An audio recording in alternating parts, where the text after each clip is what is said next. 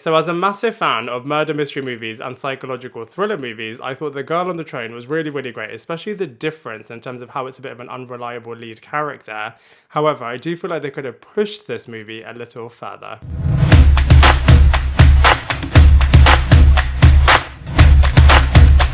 What is up, everybody? Welcome back to my YouTube channel, Lifestyle Critic. I hope you're having a brilliant day. So in this video, we are going to be reviewing The Girl on the Train, which is a psychological thriller movie led by Emily Blunt, and it is based on the popular novel of the same name by Paula Hawkins. And I absolutely loved all of the psychological thriller and murder mystery aspects of this movie, especially with the fact that the lead character is really unreliable, so you're not sure about her thoughts, about her perspectives, about her memories, what is true, what is not true. I thought all of that kind of guessing, a little bit similar to Memento as well, especially as the audience is kind of putting all of the pieces together along with the lead character. I would just say outside of the lead character though, all of the rest of the other characters are just super unlikable, which is really off-putting. Maybe this was done on purpose to build even more affiliation with the lead character, but I also think with the mystery, as brilliant as it was, I do feel like they could have pushed certain aspects even further and made it even more complicated. But that being said, I feel like it is a really great movie, and I'm going to be breaking it all down for you in this movie review. So the movie is based around a central lead character called Rachel Watson, who is a recovering alcoholic after her life has dramatically fallen apart and she has lost her marriage, her job and her home. And to cope with this, every day she gets the train and is fascinated by the image of a seemingly perfect couple in a perfect home living the seemingly perfect life. However, one day she witnesses the woman cheating, which kickstarts a complex web of lies, betrayal, murder, and revenge. Now, from a positive point of view, I think it's a really gripping movie. Like I said, I absolutely love all murder mystery films, and this is such a great new addition to that wicked genre. And I think it's really, really interesting in terms of the lead character being really unreliable. So you can't necessarily rely on her recollection of events and what she thinks she knows it's true. I think it's really interesting how this progresses as the movie goes on, but at least from a central lead character point of view, I think it's really fascinating and a really intriguing use of a storytelling device. I also love all of the twists and turns. I feel like this movie constantly has you guessing and really does keep you on the edge of your seat as well. There are some really great dramatic moments, especially towards the end of this movie. And I also love the projection of perfection, and just this alone I just think is super interesting, especially from a mental health point of view. Of course, this character has just gone through so much turbulence and turmoil, and the way in which she is dealing with this by projecting her fantasies onto other people, and when they don't live up to her fantasies, her world then breaks down even further. So I just absolutely love the mental health point of view from this character's perspective, as I just thought it was really great. However, from a negative point of view, because of the fact that the central lead character is super unreliable, certain moments are really confusing. Of course, like I said, this is purposeful as a storytelling device, but nonetheless, it is difficult to follow at points. And it also is a really small world. Again, I think this is really purposeful, as they really do want to contain it within this small world that they have created. And if you have seen a lot of murder mystery movies before, then you can kind of predict some of the things that are going to happen in the future. But like I said, I do feel like they could have pushed certain aspects even further and just made it even more shocking, even more complex. But nonetheless, I do feel like from a storytelling point of view, this movie is actually really successful. So from a cast and characters point of view, they've got some really great cast members in this movie. However, outside of the lead character, like I said before, all of the other surrounding characters are really difficult to empathize with, and actually they're really unlikable. Again, they might have done this on purpose so that you can really feel sorry for the main lead character. But like I said, outside of that, it was a little bit disappointing that all of the surrounding characters are difficult to connect with. But either way, let's go through them one by one. So first up, of course, we have Emily Blunt, who just gives the performance of her life as the brilliant Rachel Watson character. Like I said, you just feel so sorry for this character. And actually, the things that she has gone through, you could argue that it could happen to anyone in terms of just losing everything, being on the top, and then your world just crushing down.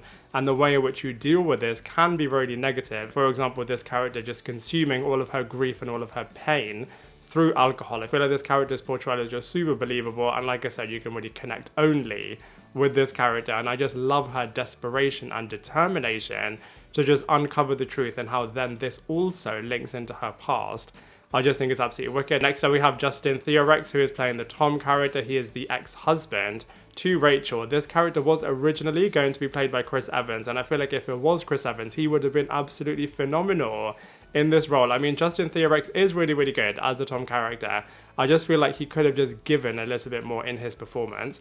We also have Rebecca Ferguson, who is playing a character called Anna, who is the new wife to Tom, and she just has such a bitter relationship with Rachel, as she just wants to get Rachel totally out of the picture, as she is lingering in her new marriage with Tom, and she of course has a daughter as well, and Rachel has always wanted a child of her own, so Rachel's also got a bit of a fascination with this child, and I feel like this plays into the storyline, especially Anna's hatred towards Rachel, really well. We also have Luke Evans and Hayley Bennett playing Megan and Scott, the seemingly perfect couple where something really dramatic happens to them, and I just absolutely love how this act then just spirals everything else into this movie, and Rachel's just obsession with these two characters I just think is really fascinating, and I feel like they could have delved into this aspect a little bit more as they then quickly get into the murder mystery aspect, but just her obsession with them and her obsession with perfection and the way in which she is projecting all of her fantasies onto them is just really great. We've also got Edgar Ramirez, who is playing the therapist, that also gets interwoven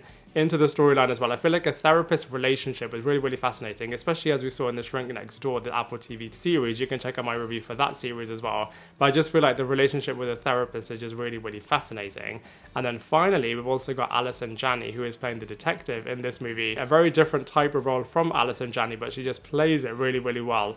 And this character is really condescending and really patronizing, especially towards the Rachel character, but all in all, from a casting character's point of view, even though some of them could have given a little bit more in their performance, all in all, I do feel like they're really great in this film. So from a visuals point of view, I feel like they elevate the girl on the train really well. Of course, this is a bit of a small town feel, so you really do get that, especially on the train. I absolutely love all of the train sequences. You can really feel how uncomfortable everybody around Rachel is, and also the way in which Rachel just uses the train as her coping mechanism to deal with all of the destruction in her life, I think is really fascinating. And just the world they create through the lens of the Rachel character, and this is how the audience is kind of seeing everything, is really great. So from a visual cinematography point of view, even though it is really different to what you've seen before, I feel like they do their creative vision really well. So from a comparisons point of view, I feel like, there are loads of psychological thriller murder mystery movies out there. The ones that are closest to this film, I think, is definitely The Woman in the Window. So many similarities between that film and this film. Of course, we've also got Before I Go to Sleep, A Simple Favor, Fractured, Greta, Dreamhouse, A Simple Favor, also Sightless as well. Even though that movie is pretty different, it does have a bit of an unreliable lead character's perspective in that film as well, which I think is really similar to A Girl on the Train. And so from a comparisons point of view, I feel like this film is actually in really great company. So overall, I really enjoyed A Girl on the Train. I think it's a really great new psychological thriller movie as part of this murder mystery catalogue. Like I said, I do feel like they could have pushed certain aspects of this movie even further and made the surrounding characters a little bit more empathetic. But that being said, from a central lead character's point of view, this movie is absolutely brilliant. All of the murder mystery aspects are really great. All of the twists and turns are really great. And I love all of the mental health aspects of this movie as well, in terms of this character who has just gone through so much, and the way in which he is dealing with everything, the way in which he is projecting all of her fantasies onto other people, and when they don't live up to those unrealistic expectations, the way in which this crushes her world even more, and then also her obsession with trying to solve everything, the way in which her storyline then gets interwoven into the wider storyline is really great as well. And so for all of those reasons, I'm going to give this movie a solid 6.5 out of 10. Now I'd love to hear from you. What did you think of this movie? Let me know in the comment section below. Otherwise, I look forward to seeing you in my next video.